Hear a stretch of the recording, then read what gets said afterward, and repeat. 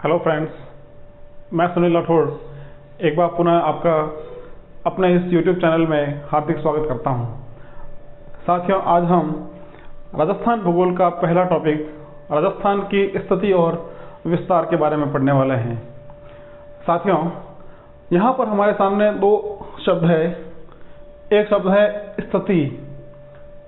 स्थिति या अवस्थिति, और दूसरा शब्द हमारे पास है वह है विस्तार। तो पहले ये जानते हैं कि अवस्थिति और विस्तार से मतलब क्या है। तो विस्तार, इसका सीधा सीधा मतलब हो गया फैलाव।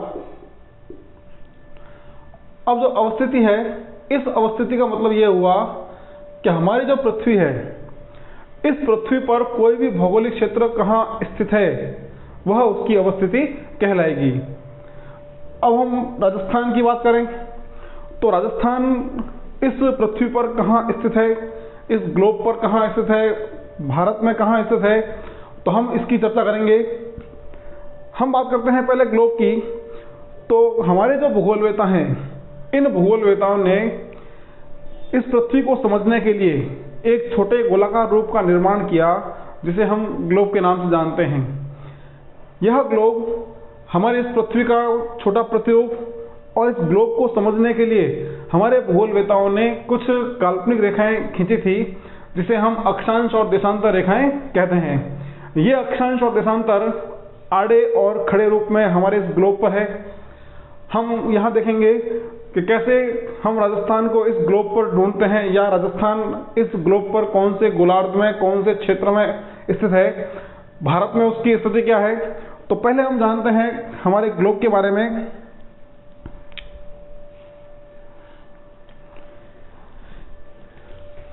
तो साथियों, हमारी जो पृथ्वी है, इस पृथ्वी का छोटा गोलाकार रूप हमारा यह ग्लोब। इस ग्लोब को समझने के लिए बनाई गई जो रेखाएं वो हो जाएंगी अक्षांश और देशांतर रेखाएं, जो इस ग्लोब पर आड़े और खड़े रूप में विद्यमान है। ध्यान रखें, ये रेखाएं काल्पनिक रेखाएं हैं। अब अक्षांश रेखाएं हमेशा ही इस ग्लोब पर पूर्व से पश्चिम या पश्चिम से पूर्व खींची रहती है, यानी वो क्षैतिज रूप में हमेशा हमें मिलेगी। देशांतर रेखाएं होंगी तो देशांतर रेखाएं हमेशा ही लंबवत रूप में होगी, या उत्तर से दक्षिण वो होंगी। कभी भी अक्षांश रेखाएं उत्तर से दक्षिण नहीं हो सकती, और देशांतर रेखाएं पूर्व से पश्चिम क्षैतिज रूप में नहीं हो सकती। तो हमारा जो ग्लोब है, इस ग्लोब के मध्य से, यहाँ से सबसे बड़ी अक्षांश रेखा गुजरती है, जिसको हम 0 डिग्री अक्षांश कहते हैं। इसे ही हम भूमध्य रेखा कहते हैं, और इसे ही हम विषुवत रेखा भी कहते हैं। यह 0 डिग्री अक्षांश हमारे इस ग्लोब को दो भागों में बांट रही है। चूंकि यह ग्लोब एक गोला है, तो गोले का प्रत्येक जो भाग होगा वो गोलार्ध होगा, यानी इस रेखा ने हमारी पृथ्वी को दो गोलार्धों में बांट दिया है। अब इसके जो उत्तर का भाग है, यह भाग हो जाएगा उत्तरी गोलार्ध। इसके उत्तर का भाग उत्तरी गोलार्ध, और इसके दक्षिण का जो भाग हो जाएगा वो हो जाएगा दक्षिणी गोलार्ध। दक्षिणी गोलार्ध। अब इस 0 डिग्री अक्षांश के समानांतर, भूमध्य रेखा के समानांतर दोनों ही गोलार्धों में अक्षांश रेखाएं खींची गई है। अब उत्तरी गोलार्ध में भी यहाँ अक्षांश रेखाएं हैं जो इस 0 डिग्री के समानांतर है। एक बात का विशेष ध्यान रखें आप, अक्षांश रेखाएं हमेशा ही एक दूसरे के समानांतर चलती है। इसका मतलब ये इस ग्लोब के चारों तरफ एक दीर्घवृत्त का निर्माण करती है। तो यहाँ पर जो अक्षांश रेखाएं हम बना रहे हैं, ये अक्षांश रेखाएं एक दूसरे के समानांतर है। इसका मतलब ये भी हुआ कि ये अक्षांश रेखाएं एक दूसरे को कभी नहीं मिलेंगी, या एक दूसरे को कभी नहीं काटेगी। अब यहाँ पर एक बात महत्वपूर्ण हमारे लिए, 0 डिग्री के उत्तर में जो उत्तरी गोलार्ध है, उत्तरी गोलार्ध में स्थित सभी अक्षांश रेखाएं उत्तरी अक्षांश रेखाएं होंगी। और दक्षिणी गोलार्ध में 0 डिग्री के दक्षिण में जो अक्षांश रेखाएं हैं, ये सभी अक्षांश रेखाएं हमेशा दक्षिणी अक्षांश होगी। यदि आपके पास कोई मान है, जैसे हम कहें 25 डिग्री उत्तरी अक्षांश, तो 25 डिग्री उत्तरी अक्षांश हमेशा ही 0 डिग्री के उत्तर में उत्तरी गोलार्ध में होगा। या आप कहें 40 डिग्री दक्षिणी अक्षांश, तो 40 डिग्री दक्षिणी अक्षांश 0 डिग्री के दक्षिण में दक्षिणी गोलार्ध में स्थित होगा। ध्यान रखना। एक बात और, अक्षांश रेखाओं का मान हमेशा ही उत्तरी या दक्षिणी अक्षांश के रूप में ही होगा।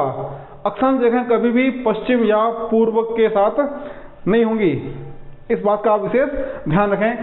तो यहाँ पर हमारे पास 2 तरह के अक्षांश, 2 तरह के गोलार्ध और 2 तरह के गोलार्ध में 2 तरह की अक्षांश रेखाएं। अब हम बात करते हैं देशांतर की। तो उत्तर से दक्षिण, क्योंकि यहाँ पर उत्तरी गोलार्ध, उत्तरी ध्रुव, और यहाँ पर दक्षिणी ध्रुव। तो हमारी पृथ्वी को 2 भागों में लंबवत बांटने वाली, उत्तर से दक्षिण 2 भागों में बांटने वाली जो प्रधान देशांतर रेखा है, इस देशांतर रेखा को कहा जाता है ग्रीनविच रेखा। ग्रीनविच रेखा या 0 डिग्री देशांतर या प्रधान मध्यांतर। इस 0 डिग्री देशांतर ने भी हमारी पृथ्वी को 2 समान भागों में बांट दिया। अब एक बात का ध्यान रखना, अक्षांश रेखाएं हमेशा एक दूसरे के समानांतर होती है, लेकिन देशांतर रेखाएं कभी भी एक दूसरे के समानांतर नहीं होंगी। आप यहाँ पर देख पा रहे हैं कि प्रत्येक देशांतर जो है वो ध्रुवों पर आपस में मिल रही हैं या एक दूसरे को काट रही है। तो इस बात का विशेष ध्यान रखना कि अक्षांश रेखाएं एक दूसरे के समानांतर होंगी, लेकिन देशांतर रेखाएं एक दूसरे के समानांतर नहीं होंगी। अब आपके सामने एक जाल बन गया है अक्षांश और देशांतर रेखाओं का। इस जाल को भूजाल कहते हैं।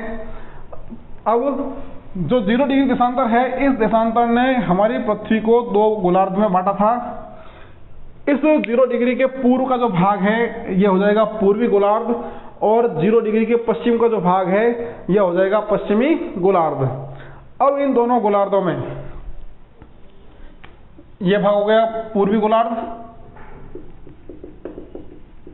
पूर्वी गोलार्ध, और यह भाग हो गया पश्चिमी गोलार्ध, पश्चिमी गोलार्ध। अब यहां पर आपके लिए एक बात महत्वपूर्ण, पूर्वी गोलार्ध की जितनी भी देशांतर रेखाएं हैं, ये सभी देशांतर रेखाएं पूर्वी देशांतर रेखाएं होंगी, और पश्चिमी गोलार्ध में जितनी भी देशांतर रेखाएं हैं, ये सभी पश्चिमी देशांतर रेखाएं होंगी।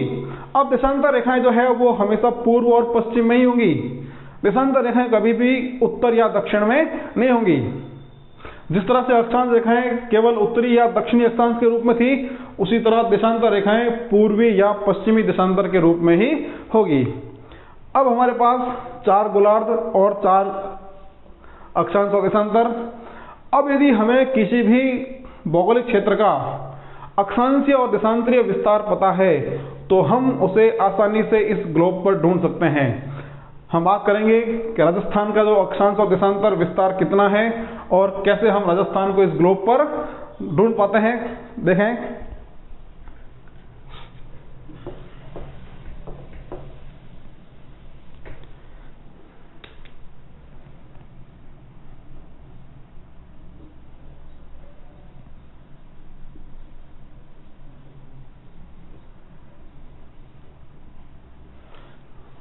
कुछ इस तरह से हमारा राजस्थान।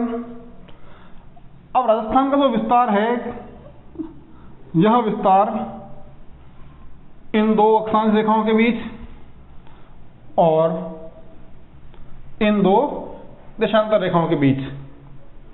क्लियर? अब राजस्थान का जो अक्षांशीय विस्तार है, यह शुरू होता है 23 डिग्री 3 मिनट उत्तरी अक्षांश से 30 डिग्री 12 मिनट उत्तरी अक्षांश तक। क्लियर? अब देशांतरीय विस्तार की बात करेंगे तो देशांतरीय विस्तार होता है 69 डिग्री 30 मिनट पूर्वी देशांतर से 78 डिग्री 17 मिनट पूर्वी देशांतर तक। इन मानों को आप अच्छे से याद रखें, एग्जाम में पूछा जाएगा। अच्छा, हम एक जो गलती करते हैं वो गलती क्या करते हैं कि हम अक्षांश और देशांतर जो विस्तार है उस विस्तार में केवल उसके मान को ही याद करते हैं। जैसे 23 डिग्री 3 मिनट से 30 डिग्री 12 मिनट, हम केवल इतना ही याद करते हैं। अब पीछे कौन से अक्षांश है वो हम याद नहीं करते हैं। अब एग्जाम में नुकसान हमें कहाँ होता है कि यदि सवाल पूछा गया कि राजस्थान का अक्षांशीय विस्तार कितना है, अक्षांशीय विस्तार कितना है, अब उसके 4 ऑप्शन हमारे पास मिलेंगे। 4 में से पहला ऑप्शन होगा 23 डिग्री 3 मिनट उत्तरी अक्षांश से 30 डिग्री 12 मिनट दक्षिणी अक्षांश। क्लियर? और जो चौथा ऑप्शन होगा वहां होगा 23 डिग्री 3 मिनट उत्तरी अक्षांश से 30 डिग्री 12 मिनट उत्तरी अक्षांश तक। अब इसका सही आंसर चौथे ऑप्शन में है। हमने पहला ऑप्शन पढ़ना शुरू किया, हमने याद किया था केवल मान। अब यहाँ पर जो मान है वो मान बिल्कुल सटीक है, कोई नुकसान नहीं, इसमें कोई गलती नहीं। अब हमने क्या करा, केवल मान पढ़ा और मान पढ़ने के बाद तुरंत से इसको क्लिक कर दिया। अब ये क्वेश्चन मान सही है, उसमें जो अक्षांश है वो गलत लिखे हैं, इस बात का ज्ञान हमें यहाँ पर नहीं है। एग्जाम हॉल से छूटने के बाद जब घर आते हैं, घर आने के बाद जब पेपर ढंग से पढ़ते हैं उस समय हमें अपनी गलती का एहसास होता है। तो एक बात का विशेष ध्यान रखना कि आप इन मान को, जो विस्तार है उस विस्तार को आप अक्षांश के साथ, उसकी दिशा के साथ हमेशा याद रखें, केवल आधा अधूरा उसको याद करने की कोशिश नहीं करें। तो इस बात का आप विशेष ध्यान रखेंगे। अक्सर ऐसी गलती आप और हम करते हैं। अब हम बात कर रहे थे अक्षांशों की, तो राजस्थान का अक्षांशीय और देशांतरीय विस्तार आपके सामने है। अब इस अक्षांशीय और देशांतरीय मान के आधार पर हम बात करते हैं कि राजस्थान जो है इस ग्लोब पर कहाँ स्थित होगा। तो सबसे पहले हम बात करें अक्षांशीय फैलाव की, तो आपके सामने अक्षांशीय फैलाव 23 डिग्री 3 मिनट उत्तरी अक्षांश से 30 डिग्री 12 मिनट उत्तरी अक्षांश तक। हमने कुछ देर पहले बात की थी कि जितने भी अक्षांश उत्तरी अक्षांश है, जितने भी उत्तरी अक्षांश है वो सभी उत्तरी गोलार्ध में स्थित हैं। तो इसका मतलब ये हुआ कि अक्षांशीय जो फैलाव है उस अक्षांशीय फैलाव के आधार पर राजस्थान इस 0 डिग्री के उत्तर में यानी उत्तरी गोलार्ध में स्थित होगा। यदि सवाल आ गया कि अक्षांशीय विस्तार के आधार पर ग्लोब पर राजस्थान की स्थिति, सीधा आंसर हो जाएगा उत्तरी गोलार्ध में। बात कर लेते हैं हम अक्षांश के आधार पर राजस्थान की स्थिति उत्तरी गोलार्ध में। बात करते हैं हम देशांतरीय फैलाव की, तो देशांतरीय फैलाव है 69 डिग्री 30 मिनट पूर्वी देशांतर से 78 डिग्री 17 मिनट पूर्वी देशांतर तक।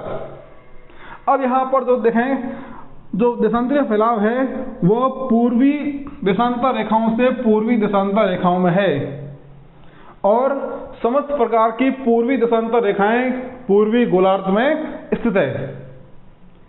इसका मतलब ये हुआ कि देशांतरीय फैलाव के आधार पर राजस्थान कौन से गोलार्ध में होगा, राजस्थान पूर्वी गोलार्ध में होगा। और यहाँ से जो बात निकल के आती है, जो इसका निष्कर्ष निकल के आता है कि यदि हमें सवाल पूछ ले कि ग्लोब पर, अब चूंकि ग्लोब पृथ्वी का ही प्रतिरूप है, तो पृथ्वी पर यानी ग्लोब या पृथ्वी पर राजस्थान की स्थिति कौन सी है, तो अक्षांशों के आधार पर उत्तरी गोलार्ध में और देशांतरीय फैलाव के आधार पर पूर्वी गोलार्ध में। इसका मतलब राजस्थान इस ग्लोब पर या इस पृथ्वी पर उत्तरी पूर्वी गोलार्ध में स्थित होगी। तो यहाँ तक की बात क्लियर हुई होंगी आपके।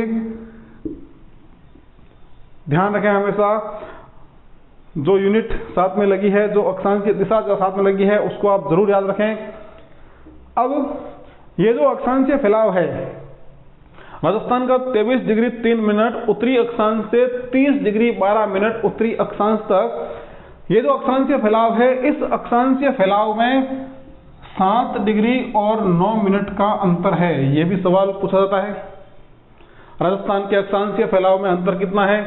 तो अक्षांशीय फैलाव में जो अंतर है वो 7 डिग्री 9 मिनट, और जो देशांतरीय फैलाव है, इस देशांतरीय फैलाव में अंतर हो जाएगा 8 डिग्री और 47 मिनट का। क्लियर? हम अपने एक दूसरे वीडियो अक्षांश और देशांतर रेखाओं का परिचय, उस परिचय के अंतर्गत हम बात करेंगे कि कैसे हम इस अंतर को निकालते हैं। इसके लिए हम अलग से वीडियो पोस्ट करने वाले हैं। उसमें अक्षांश और देशांतर की जो सामान्य परिचय है, उस पूरे परिचय को हम बताएंगे। तो यहाँ केवल आप याद रखें कि राजस्थान का अक्षांशीय फैलाव में अंतर 7 डिग्री 9 मिनट, और देशांतरीय फैलाव में जो अंतर हो जाएगा वो 8 डिग्री और 47 मिनट का रहेगा। तो अब तक हमने बात की ग्लोब या पृथ्वी पर राजस्थान की स्थिति कहाँ पर है। अब हम बात करते हैं हमारा जो भारत है, इस भारत में राजस्थान की स्थिति कहाँ पर है। तो बात करेंगे भारत की।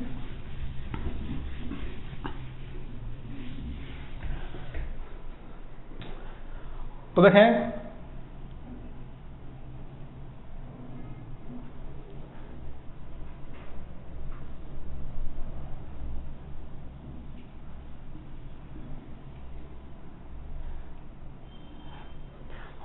कुछ इस तरह से भारत हमारा, और इस भारत में ये राजस्थान। तो हम भारत को 4 बराबर भागों में बांटते हैं। हालांकि हमें वास्तविक रूप से बांटना नहीं है, केवल यहाँ हम समझने के लिए ही इसको बांट रहे हैं। तो भारत के हमने 4 भाग किए। तो देखें, जो लंबवत बांटने वाली रेखा है, उत्तर से दक्षिण बांटने वाली रेखा, इस रेखा के राजस्थान पश्चिम दिशा में स्थित है, और क्षैतिज रूप में बांटने वाली जो रेखा है, इस रेखा के उत्तर में राजस्थान स्थित है। इसका मतलब कि राजस्थान भारत के जिस हिस्से में स्थित है, वह क्षेत्र भारत का उत्तर पश्चिम भाग है। भारत का उत्तर पश्चिम भाग, मतलब ये हुआ कि राजस्थान भारत के उत्तर पश्चिम में स्थित है। कुछ देर पहले बात की थी ग्लोब की। तो ग्लोब के अंतर्गत राजस्थान जो है वो उत्तरी पूर्वी गोलार्ध में था, और भारत के संदर्भ में यदि बात करेंगे हम राजस्थान की, तो भारत के संदर्भ में राजस्थान की स्थिति उत्तर पश्चिम क्षेत्र में होगी। अब तक हमारे राजस्थान की स्थिति क्लियर हुई ग्लोब पर, और भारत में हमने अक्षांशीय और देशांतरीय फैलाव राजस्थान का देखा था। अब हम राजस्थान के एक और फैलाव की बात करते हैं। वह फैलाव रहता है राजस्थान का उत्तर दक्षिण और पूर्व पश्चिम विस्तार। राजस्थान का उत्तर दक्षिण और पूर्व पश्चिम विस्तार।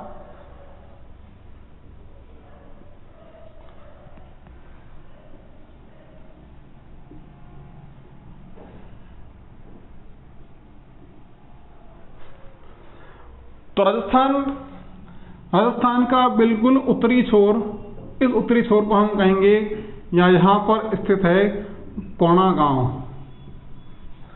कोणा गांव जो गंगानगर जिले की गंगानगर तहसील में स्थित है। तो राजस्थान का दूर उत्तरी छोर कोणा गांव, श्री गंगानगर। बात करते हैं राजस्थान के दक्षिण की। तो राजस्थान के दक्षिणी क्षेत्र में गांव है बोरकुंड, और यह बोरकुंड गांव बांसवाड़ा जिले में है। बांसवाड़ा जिले की तहसील कुशलगढ़। तो बोरकुंड गांव कुशलगढ़ तहसील की बांसवाड़ा जिले की कुशलगढ़ तहसील में स्थित है। यदि हम कहें कि कोणा गांव से बोरकुंड तक, यानी राजस्थान का उत्तर से दक्षिण विस्तार, या राजस्थान की लंबाई कितनी है, तो यह लंबाई हो जाएगी 826 किलोमीटर।